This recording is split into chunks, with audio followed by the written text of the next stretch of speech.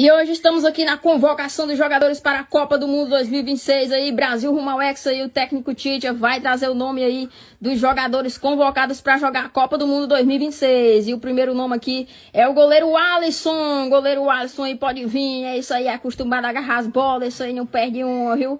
É o Alisson. E também temos aqui o nome do Vini Júnior, ele que é embaixador aí da Hells Pinks, né? Ele que está usando os body splashes da Virgínia. Ele vem, chega, vem mansinho. Ele vem com um sorrisão, menina. Ele o convocado, ele o jogador, é o camisa 10. É isso aí, a Virgínia morrendo de orgulho aí, já aproveitando para divulgar Hells Pinks. E agora também tem Neymar que vai ser o convocado aqui.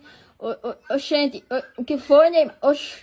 Meu Deus do céu, Neymar acabou de sofrer uma lesão enquanto andava para ser convocado.